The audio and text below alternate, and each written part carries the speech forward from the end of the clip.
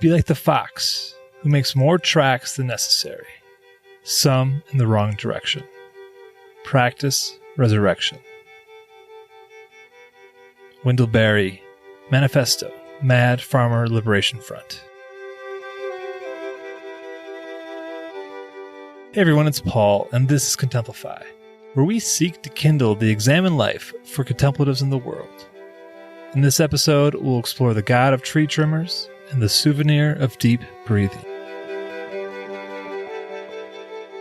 Webster's dictionary defines manifesto as such: a written statement declaring publicly the intentions, motives, or views of its issuer. Manifestos are all over the place. People of all stripes can find a manifesto that suits their needs. Women in business, architect apprentices, and even for the passive-aggressive. Some manifestos are dreary, droll, or even toxic, whose only functions are to name their superiority and who they exclude as the other. But then there are those rare manifestos, poetic offering of truth grounded in love that blink away the blind corporate stare. Take Wendell Berry's Manifesto, Mad Farmer Liberation Front.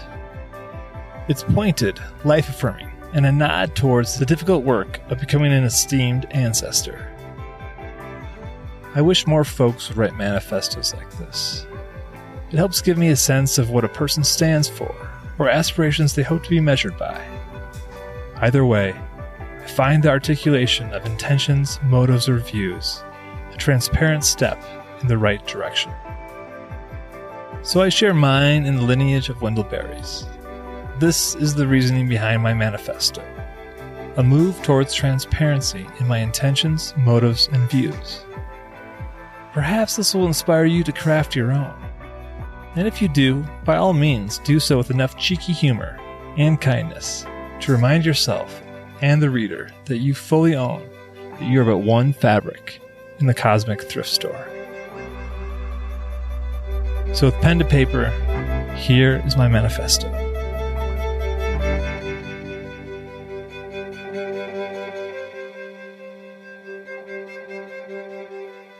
I've seen the greatest religious minds of my generation separate from their bodies and run to desert extremes. Prophets of doom mix Molotov cocktails with pride and certainty, then fling their fear at you. Self-professed free spirits wash your windows with rose-colored bleach and promise a life without limitations. They'll all come a-calling and would appreciate your allegiance in word and deed, cash or credit. Friends, take a subtle and dangerous turn. Choose to be a human paradox. Duck out for a quiet smoke with mystery. Map a new constellation in the night sky. Commune with the complex and expanding cosmos. The stars are humble. They won't interrupt your speechless awe. For the nearest star has been waiting with her light to dazzle you tonight under a dark canopy. Before she dies out, hear her whisper, "Darkness is the blackboard and the teacher." Be wary of bourgeois contemplatives who offer guidance on how to ride a camel through the eye of a needle. Avoid sounding too spiritual. It bruises your backbone. But do lift with your knees the best lines from the Bible for everyday banter. Love the God of trees and tree trimmers. O Lord, have mercy on us clear-cutters. Foes of field, mountains, and streams, drop your weapons and turn your table grace towards Brother Wolf and Sister Moon. Take a knee to our planet's hospitality and praise water, sun, and holy grapes. Amen. Address our ancestors. Learn their songs. Adjust your eyes. See the ramshackle choir assemble. Attune your ears. Hear the harmonious chant behind the chatter. The division of difference is overcome by birdsong. Expand the shape of your song by breathing into it until it breathes back into you. Meet the dread of the world with your lust for God. Be two lovers entangled in deep contemplation in broad daylight. Embrace public displays of contemplation. Contemplation like this amorizes the world. Privileged feet on trails over wheels on asphalt. Walk your neighborhood with your beloved's hand in yours. Call that pilgrimage. Forgive all the foibles of the friends and neighbors you meet. Bring a long, loving look to the world, despite its shortcomings. Befriend that dastardly shadow on your heels before the sidewalk ends. May the only souvenir you take be a deep, deep breath. Only a Zen master can put toddlers to bed. When your beloved but feral kids discard their pillows for a howl at the moon, enlightenment awaits.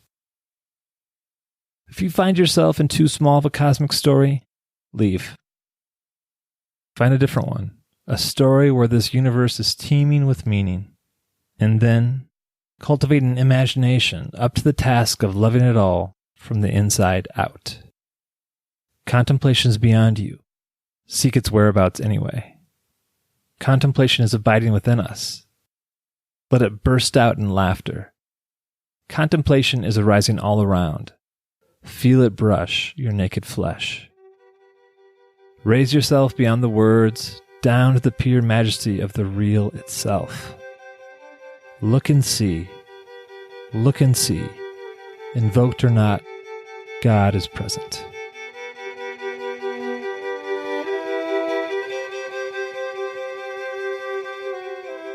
Head over to Contemplify.com for the text and show notes for this episode. It will link to some of the footnotes to some of the lines and their inspirations, which come from the likes of Barbara Holmes, Carl Jung, Mo Willems, Chris Dombrowski, Allen Ginsberg, and Wendell Berry. Music for Contemplify is provided by Charles Enns and Darren Hovius. This song is titled Langside. Thank you for listening. I relish that there is a growing community such as this, a collective of contemplatives in the world kindling the examined life. Thanks for being a part of it. This take comes from an Albuquerque post office parking lot, because I can never find time to record this in a quiet place. So here I am doing it when I have 12 spare minutes.